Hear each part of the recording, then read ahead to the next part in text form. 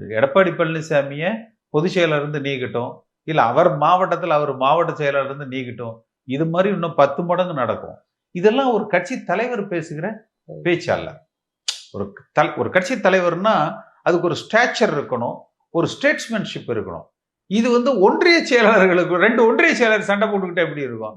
அந்த ரேஞ்சுக்கு இறங்கி எடப்பாடி பழனிசாமி பேசிட்டு இருக்காரு. இதெல்லாம் முதல்ல ஒரு பொதுச் செயலராக இருக்கிறவர் அப்படியெல்லாம் பேசவே கூடாது. எடப்பாடி பழனிசாமியை கொஞ்ச நாள் முன்னாடி மீட் பண்ணும்போது மற்ற முன்னாள் அமைச்சர்களும் மீட் பண்ணாதா செங்கோட்டையன் சொன்னாரு. இப்ப அவங்களுடைய நிலைப்பாடு என்னவா இருக்கு?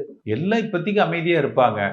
இந்த தேர்தலில் மட்டும் அவனை ஜெயிக்கலன்னு வச்சுக்க உன்னை பாத்துக்கிறோம் என்று இருப்பாங்க எல்லாரும். ஆனா இந்த விஷயத்துலயும் பிஜேபியோட பின்னணி இருக்கும்னு நினைக்கிறீங்களா நீங்க? நிச்சயமா இருக்கும். அவங்க இன்னொரு 5-6 துண்டா உடைப்பாங்க. நீ அடுத்து வேலுமணியை வெளியே கொண்டாந்து உடைப்பாங்க, முனுசாமியை வெளியே கொண்டாந்து உடைப்பாங்க, ஒரு 10 துண்டா உடைப்பாங்க. சார் 4% பிஜேபின்னு வச்சுக்கோங்க, அதிமுக 20% வச்சுக்கோங்க. 10 2 பிரிச்சுட்டீங்கன்னா இந்த 2 பெருசா 4 பெருசா? 4 தான் பெருசு. 4 தான். அப்ப பிஜேபி தானே பெரிய கட்சி.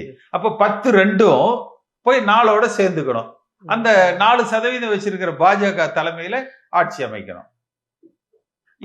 பாஜகவோட இந்த சூழ்ச்சி புரியாம எடப்பாடி இருக்காரா, இல்ல தெரிஞ்சும் ஒண்ணும் செய்ய முடியாத சூழல்ல இருக்காரா? சுயநலத்தினால், அதாவது அவருக்கு சுயநலம், இது நம்ம கையை விட்டு போயிடக்கூடாது.